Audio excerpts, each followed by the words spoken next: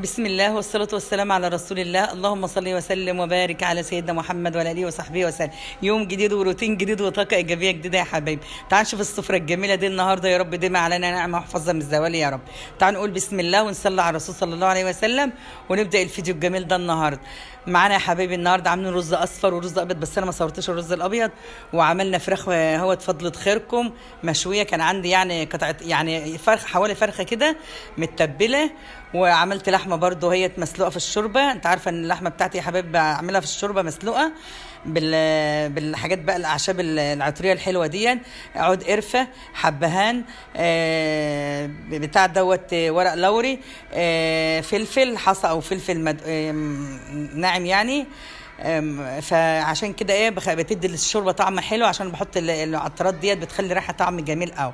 ماشي يا حبايبي. ومعايا فراخ هي كانت متبله عندي طبعا، عامله بصويا صوص وباربيكيو وبصله كده فرماه مع قرن فلفل حراق وقرن فلفل رومي.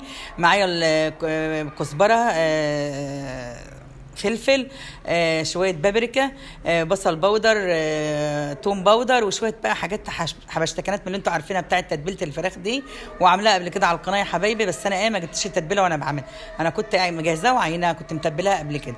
طلعناها بقى دخلناها تتشوى في الفرن كده، وشويانا شويه ما شاء الله، ريحه جميله بقى كانك انت عاملاها عند الحاتي ما شاء الله.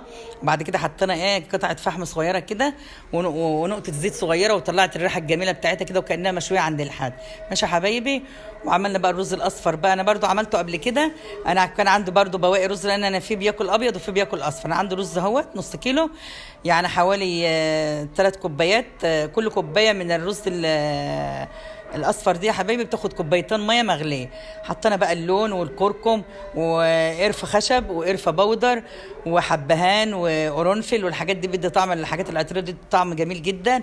والميه المغليه بقى تحط بقى لكل كوبايه مع كوبايتين، كل كوبايه رز كوبايتين ميه مغليه. ماشي يا حبايبي. والبطاطس ده انا كنت عاملاها في الفريزر ما شاء الله. ارجعوا تاني في القناه يا حبايبي، عاملاها ومجهزاها، فالحاجه بتبقى سهله.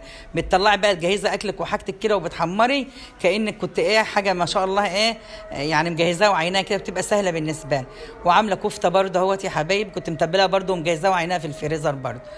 فطلعت حاجتي بقى عملتها ما شاء الله بصراحه. يعني كان عندي التتبيلات دي انا كنت ممكن انزلها، بس انا اتمسحت من على التليفون بتاعي بصراحه.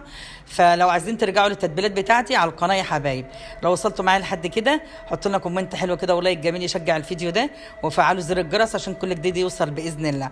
واللي ما اشتركش في القناه بتاعتي يا حبايبي يشترك دايما، اشتراككم بيساعدني ويفرحني يا رب دايما يا حبايبي. فيديوهات تكون عند حسن ظنكم. ما تنسونوش يا حبايبي من اللايكات، لان اللايك ده هو اللي بيرفع الفيديو. يا رب اشوفكم دايما على خير.